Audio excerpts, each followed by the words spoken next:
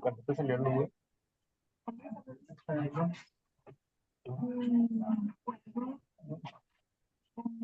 ¿Lo puedes contar? O sea, con una...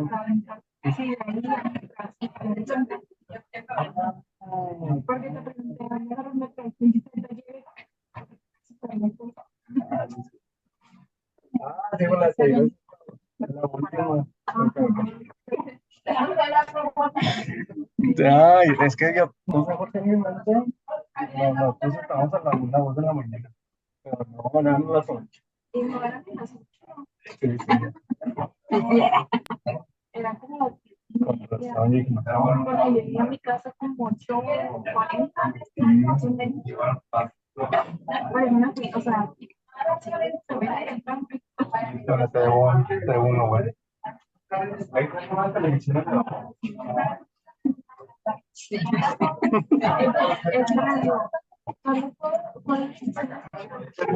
Pero mandará los planos al parque Aztlán. Sí, al parque Aztlán. El que no tenía más plan y ¿quién dijo? La última.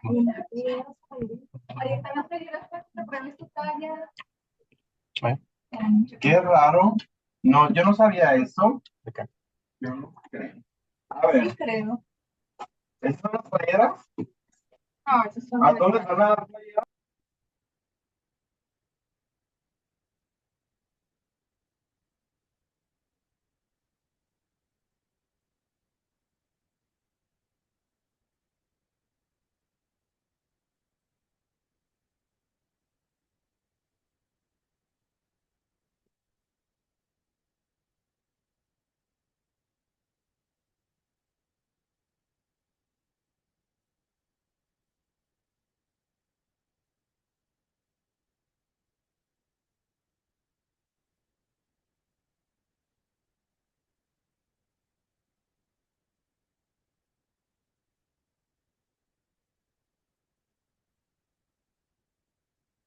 Buenas tardes, bienvenidos a la clase número 6 de Introducción al Derecho.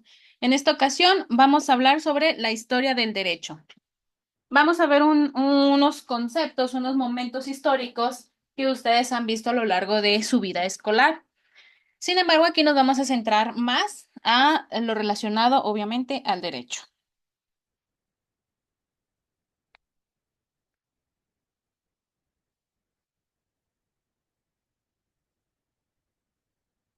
¿Cuál va a ser nuestro objetivo de la clase? Bueno, vamos a explorar la evolución histórica del derecho desde los orígenes en las civilizaciones antiguas, perdón, hasta la sociedad moderna. ¿Con qué fin? Pues el de comprender cómo han surgido y cómo han cambiado los sistemas jurídicos a lo largo del tiempo. Este tema va a buscar que ustedes analicen los principales hitos históricos y las corrientes jurídicas que han influido en la formación del derecho contemporáneo, tanto a nivel mundial como en México. Al finalizar este tema, se supone que ustedes van a ser capaces de poder identificar y explicar las etapas que fueron más importantes de la historia del derecho. También van a tener que ser capaces de comprender cómo los contextos históricos, sociales y culturales han moldeado las normas y los principios jurídicos actuales, hablando pues de la evolución del derecho. Como contenido, bueno. La historia del derecho va a ser esencial para entender el contexto y las razones detrás de las leyes actuales. Analizar el pasado nos va a permitir ver cómo las sociedades han resuelto conflictos y organizado sus sistemas legales. En esta clase vamos a explorar las principales etapas del desarrollo del derecho, desde las primeras civilizaciones hasta la época moderna. ¿Qué nos dice la diapositiva? La definición de la historia del derecho va a estudiar la evolución. Cuando hablamos de historia, pues tenemos que pasarnos al pasado y compararlo con el presente. Ahí podemos ver la evolución. Recuerden que el derecho es cambiante y se va adoptando, obviamente, a los cambios de la sociedad. Y entonces vamos a ver el cambio y la evolución en las normas jurídicas y en las instituciones a lo largo de este tiempo. ¿A qué nos referimos con instituciones? Pues, por ejemplo, el matrimonio es una institución, el divorcio es una institución, este, ejercer una acción penal se puede considerar como una institución, no tal cual como una institución de gobierno.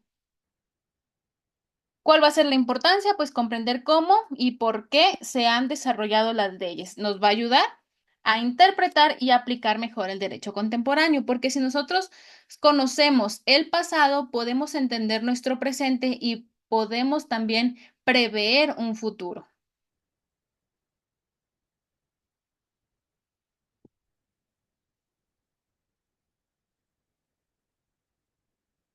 Bueno, otra vez se repitió esta diapositiva. Ay, como introducción, pues es esencial para entender el contexto y las razones detrás de las leyes actuales. Contexto, el famosísimo contexto y las razones. Con eso, pues podemos entender más a fondo cómo es que se creó, por ejemplo, las leyes penales, cómo se crearon las leyes civiles, porque vamos a conocer su historia. Analizar el pasado nos va a permitir cómo las sociedades han resuelto conflictos y se han organizado en sus sistemas legales. Ahora sí, derecho en las civilizaciones antiguas. Primero tenemos a Mesopotamia. ¿Alguien ha escuchado hablar del Código de Hammurabi? No sé si tengo alumnos, déjenme ver. Ah, sí hay dos. Si quieren participar, adelante. Si no, ni se preocupen.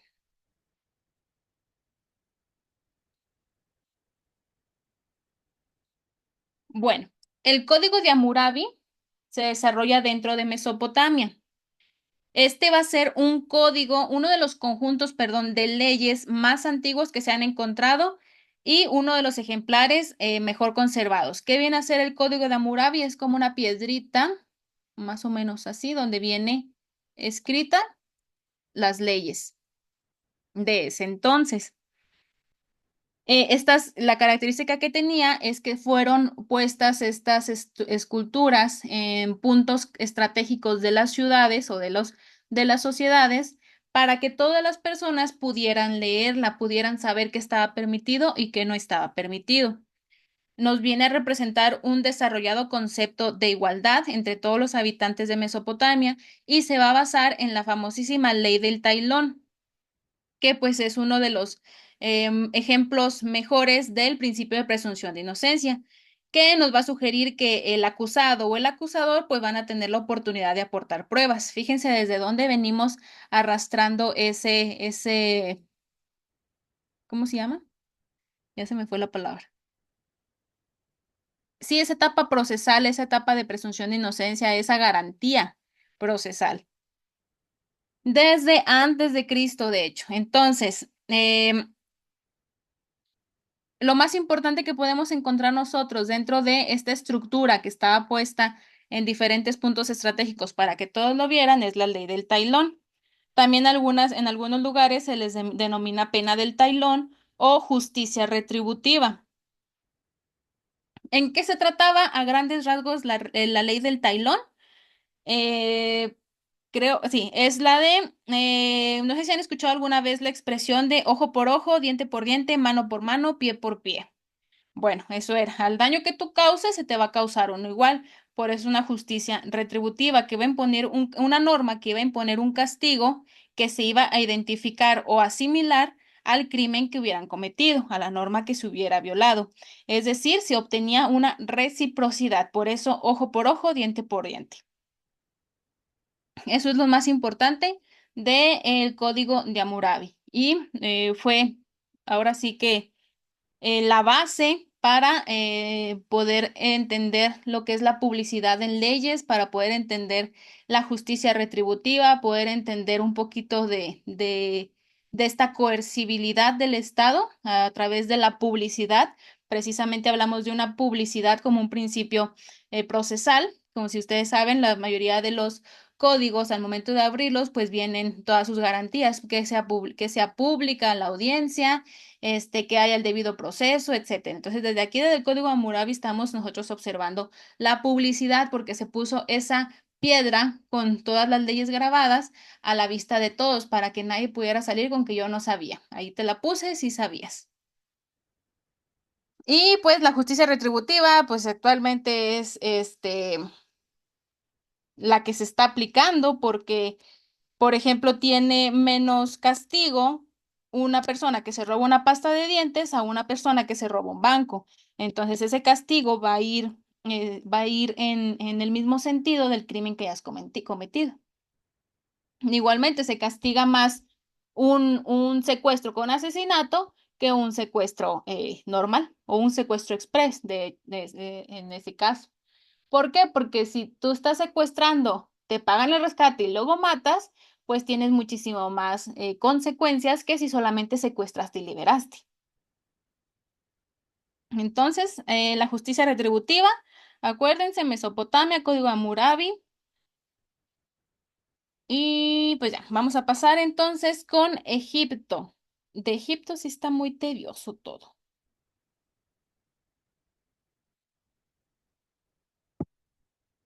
Leyes centradas en la religión y en la moral. ¿Quién va a ser la máxima autoridad judicial? El faraón.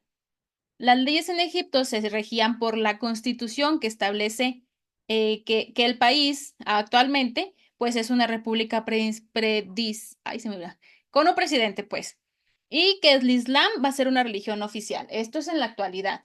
Si todavía tenemos que está ligada la religión a las leyes, pues entonces no ha cambiado mucho.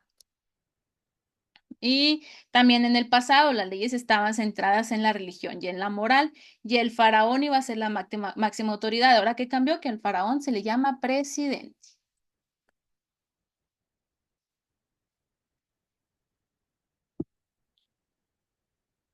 ¿En qué se basaban las leyes egipcias en la antigüedad? A ver, permítanme porque estoy batallando con la plumita que no quiere rayar.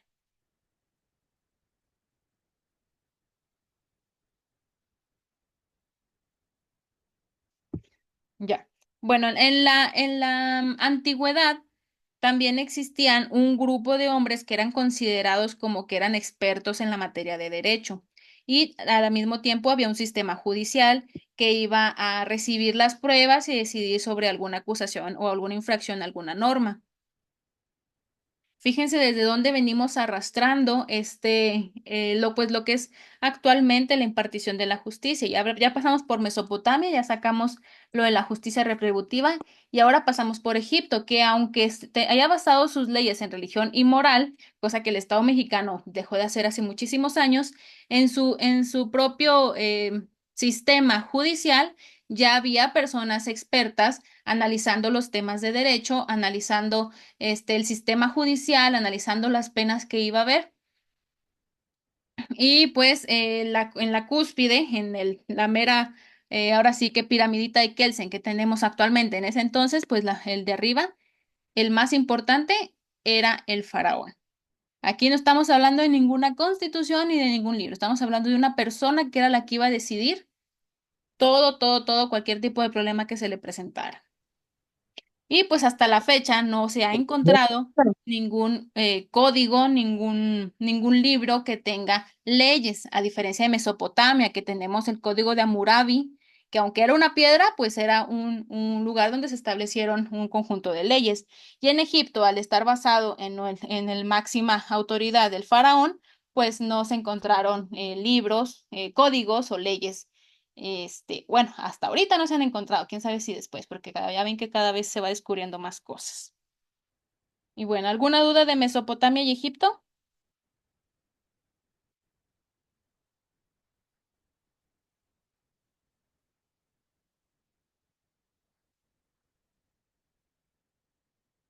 Bueno, pasamos entonces a Grecia. La introducción del concepto de democracia y las leyes codificadas. Bueno, unas de las características de la historia de las leyes en Grecia se pueden ahora sí que dividir por una división en las leyes civiles y las religiosas, por un origen en las convenciones y la costumbre, por un proceso penal privado, fíjense, privado, por una justicia común, el equilibrio de cargas y por una influencia que obviamente tuvo de parte del derecho romano. En cuanto a la división entre las leyes civiles y religiosas, pues las leyes civiles iban a regular la vida cotidiana, como por ejemplo el matrimonio, el divorcio y los contratos. Y las leyes religiosas iban a regular la vida espiritual como los sacrificios y los cultos religiosos, que pues eran permitidos los sacrificios y todo eso en Grecia. Sin embargo, se le dio su lugar a la ley civil y su otro lugar a la ley religiosa. También tenemos que las leyes griegas pues no eran reveladas, sino que nacieron en convenciones y costumbres humanas. Se basaron en la costumbre, que es una costumbre, el uso repetido de una acción considerada por la sociedad, en este caso por Grecia, como jurídicamente obligatoria. Y lo que más me llama la atención pues viene a ser el proceso penal privado. Como ustedes saben, el proceso penal es público totalmente. ¿Por qué? Porque está siendo conocido por el Estado y protegido también por el Estado y de hecho, la mayoría de las audiencias son públicas, a menos que hablen de menores, por ejemplo, que esa no puede acceder el público en general, solamente las víctimas directas e indirectas o familiares del acusado. Y el acusado, obviamente. Y en Grecia el proceso penal era privado, por lo que la iniciación, el enjuiciamiento y las partes del proceso eran ajenos a la intervención pública. También tenemos que la justicia era entendida como una forma para equilibrar las cargas, como la bonita definición de justicia, dar a cada uno lo que le corresponde. Y además tenemos lo que es la influencia del derecho romano, donde los criterios de análisis del derecho griego fueron traspasados al derecho romano e imperial, y de ahí se fue al occidente. ¿Qué otra cosa importante encontramos en Grecia? Pues que se viene a dar el concepto de democracia, pero ¿para qué ha surgido este concepto de democracia? Ellos empiezan a conocer a las sociedades como las polis, que vienen a ser las ciudades. Ahí no dice cucharadas, se dice ciudades. Y que cada una de estas polis iban a regir por un sistema jurídico, se regía por su propio sistema de leyes. Y el régimen jurídico era autónomo y era autosuficiente. Pásame la pluma negra que agarraste. Ay, alguien habló, pero bueno. Y pues también surge lo de la democracia y las leyes que vienen siendo codificadas. Prácticamente eso es lo más importante de Grecia y ahora sí viene la mera buena, que es el derecho romano. ¿Por qué es la mera buena? Pues porque la mayoría de nuestros conceptos legales están basados en el latín, que precisamente derivan del derecho romano.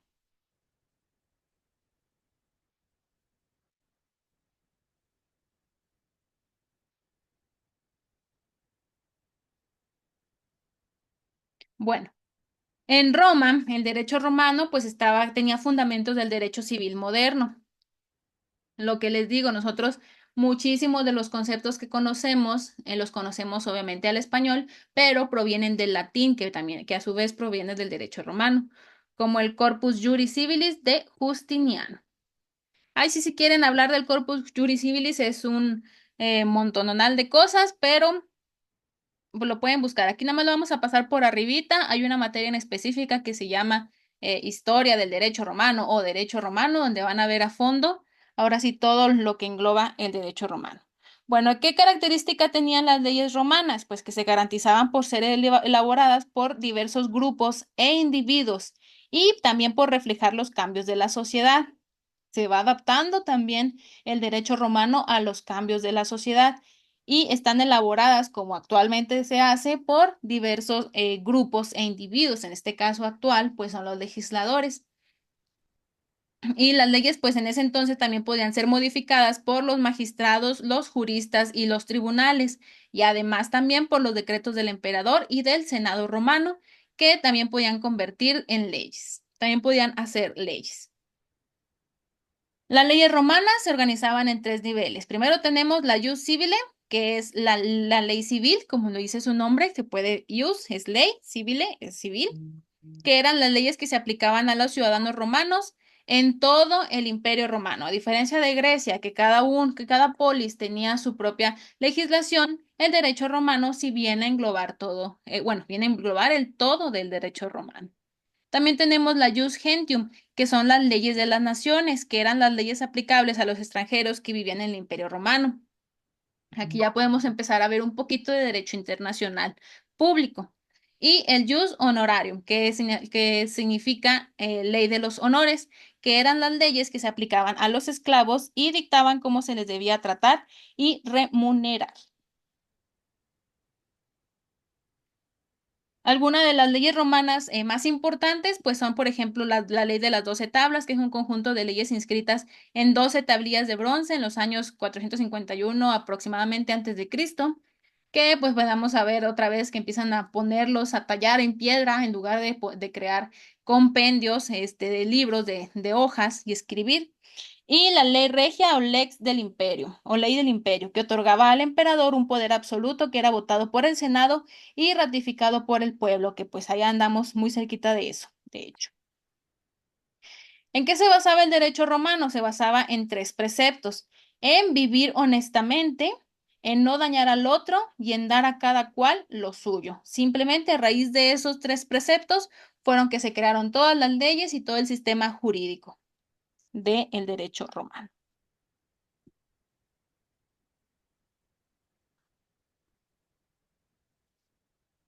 El derecho en la Edad Media y el feudalismo. Ay, qué aburrida, qué clase tan aburrida.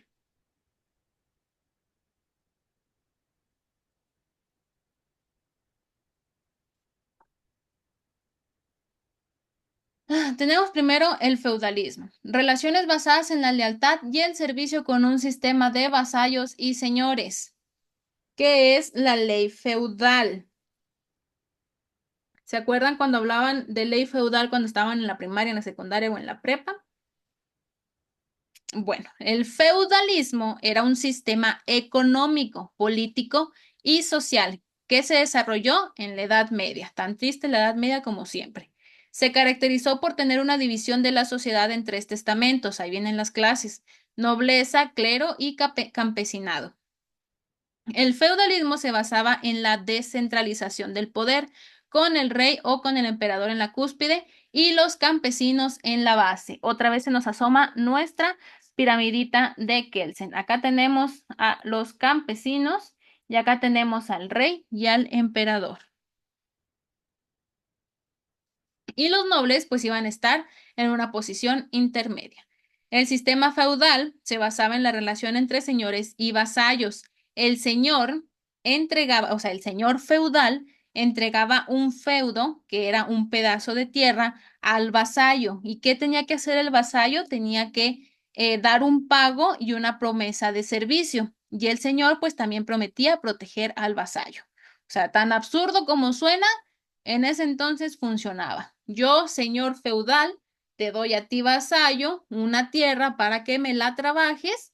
Aparte de que la estás trabajando, me la vas a pagar y yo te voy a proteger. No llegó a ser tal cual una esclavitud porque pues había un beneficio para el vasallo, por más beneficio simbólico que pareciera.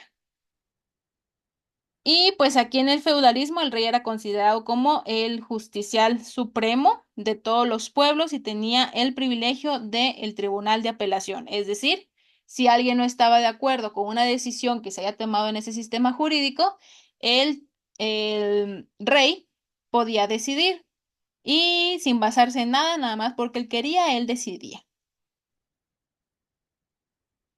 Después tenemos al derecho canónico, que pues como su nombre lo dice, donde predominó, perdón, la iglesia en cuestiones legales, con el derecho canónico regulando aspectos de la vida cotidiana.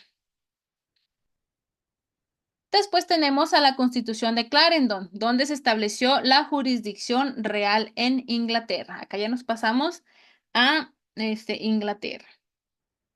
Y luego tenemos también la Carta Magna, que fue un documento que le puso un límite al poder del rey. Recuerden que en la mayoría de los sistemas el rey o el emperador se encontraba en la punta de nuestra pirámide de poder. Y al final de cuentas no importaba ningún tipo de legislación. Si el rey decía que se tenía que hacer así, así se tenía que hacer. Entonces viene la bonita Carta Magna a limitar ese poder del rey y a entregarle un reconocimiento de derechos a los nobles, no a los campesinos. Así que todavía estamos hablando aquí en la mitad de nuestra pirámide de las clases, que más adelante obviamente se le da todo el poder a el proletariado, por ejemplo, en la Revolución Francesa, y toda la protección ya en general de derechos humanos. Pero después de ver todos los sistemas que venimos manejando, donde se hablaba de clases, se hablaba de poderes, se hablaba de gente tratando de acceder a la justicia y que solamente accedían las personas mejor acomodadas, la Carta Magna viene a poner ese límite al rey y viene a hacer un reconocimiento de derechos. Vamos a pasar al Renacimiento y al bonito derecho natural.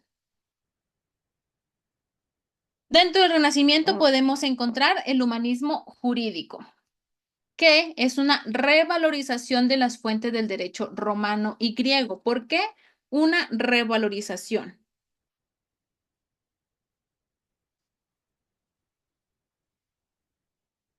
Bueno, porque el humanismo jurídico viene a ser una corriente de un pensamiento y de métodos que van a formar parte del movimiento intelectual del humano renacentista. El Renacimiento, donde de repente estar sumidos en la oscuridad de la Edad Media, pasamos a iluminarnos bonitamente y renacer en tanto a derecho se refiere y pues a todo, ¿verdad? Se va a referir más que nada a la proyección del humanismo en el estudio y la enseñanza del derecho, especialmente en el derecho romano.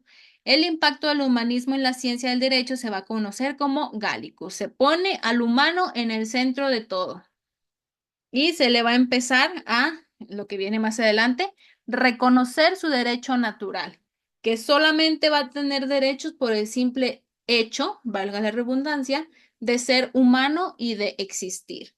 ¿Qué nos dice el derecho natural? Que es una filosofía que existen leyes inherentes a la naturaleza humana. ¿Como qué leyes podrían ser leyes naturales? El derecho a la vida, el derecho a la libertad, el derecho a la justicia, a la equidad, que por el simple hecho de ser personas ya tenemos ese derecho.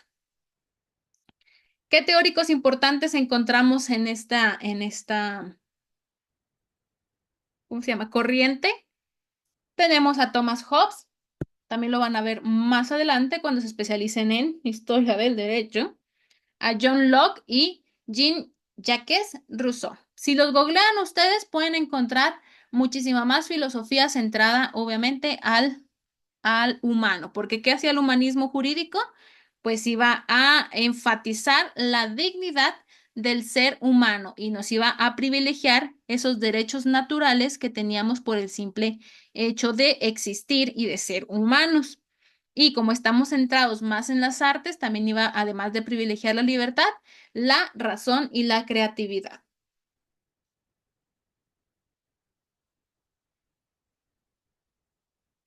La ilustración y las revoluciones.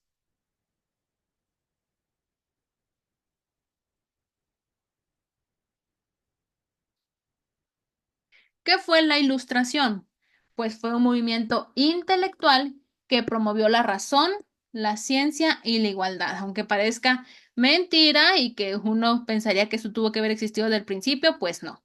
Ya vimos todo lo que pasó en la edad oscura, en la Edad Media, cómo viene el renacentismo y cómo ahora viene la Ilustración.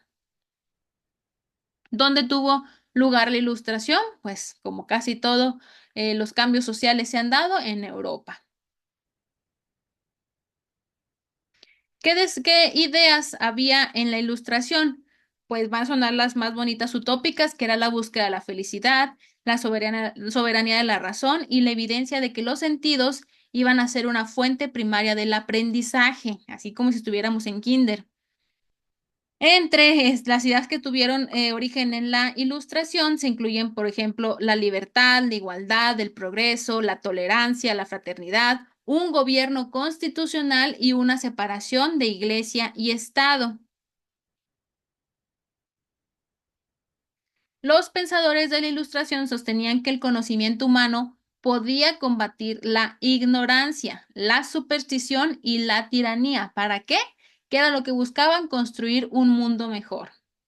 La ilustración, por ejemplo, tuvo una gran influencia, pues con toda esta gente, científicos, económicos, políticos, personas especializadas en sociología en ese entonces, y por eso viene muy, muy encaminado a libertad, a artes, a cosas utópicas y bonitas, porque pues estaba metida ese tipo de gente. Y ahora sí no estamos viendo derechos para clase, como por ejemplo en la Revolución Francesa, sino que estamos viendo derechos naturales.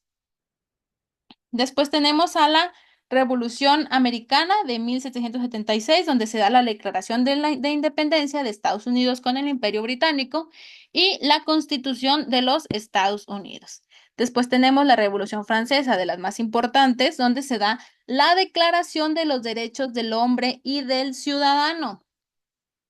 Aquí empezamos a atisbar un poquito lo que viene a ser esa protección a los derechos humanos. Ya vimos cómo pasamos de nuestro humanismo jurídico, donde íbamos empezando a tener ahora sí algo más físico, más factible, más real.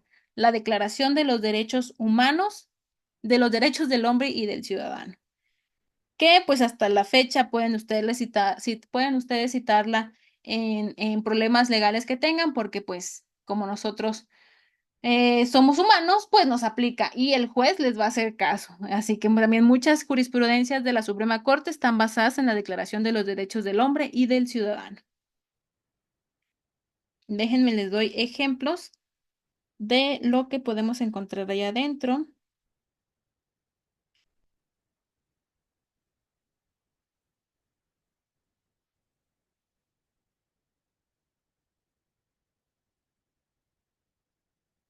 Por ejemplo, vamos a ver unos artículos de la Declaración de Derechos del Hombre y del Ciudadano.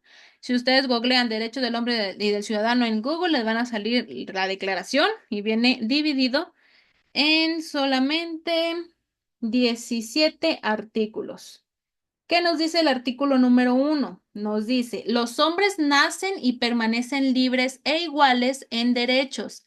Las distinciones sociales solo pueden fundarse en la utilidad común. Artículo 2. La finalidad de cualquier asociación política es la protección de los derechos naturales e imprescriptibles del hombre.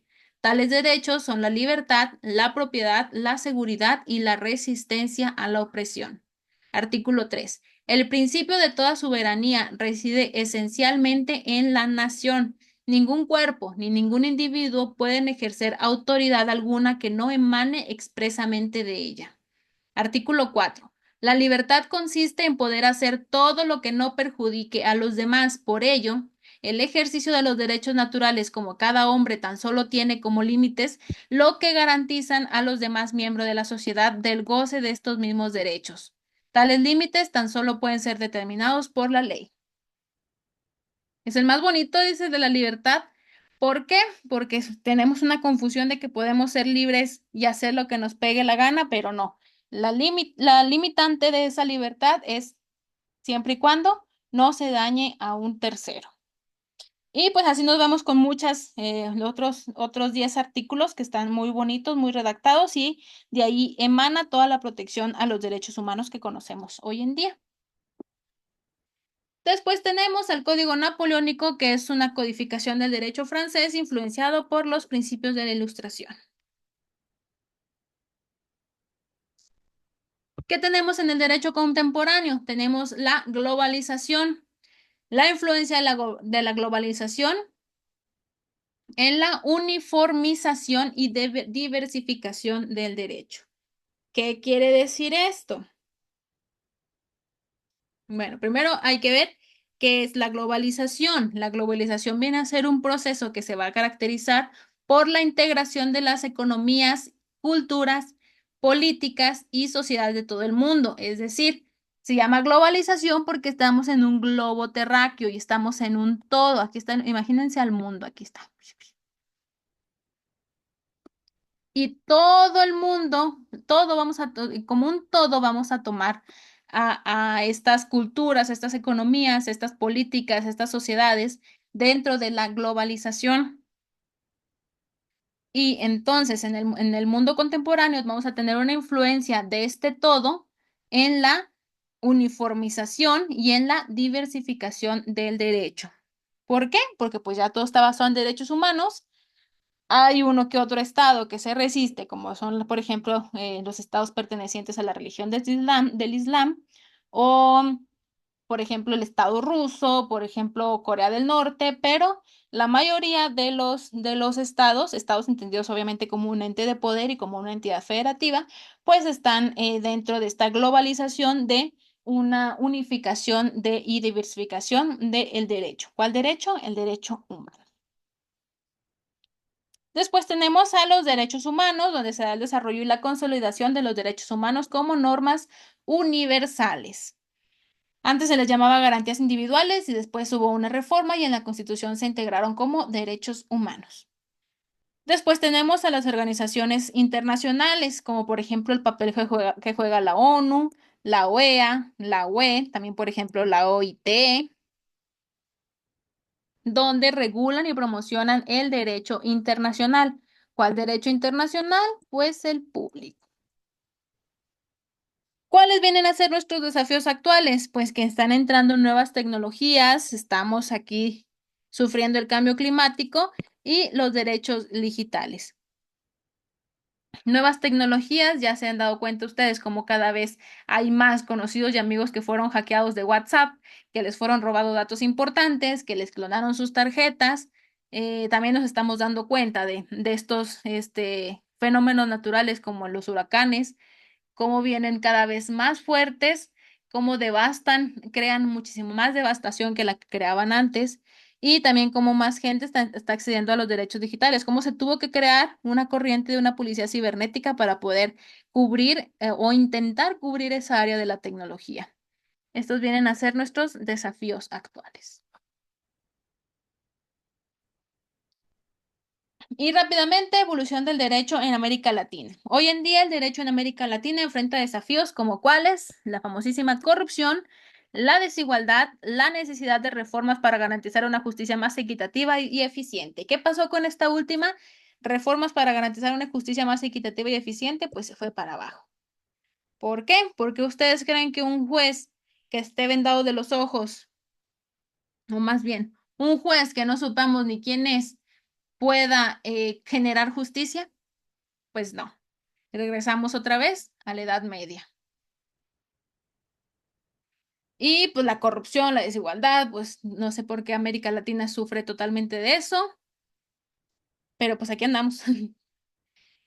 ¿Cómo se da esto?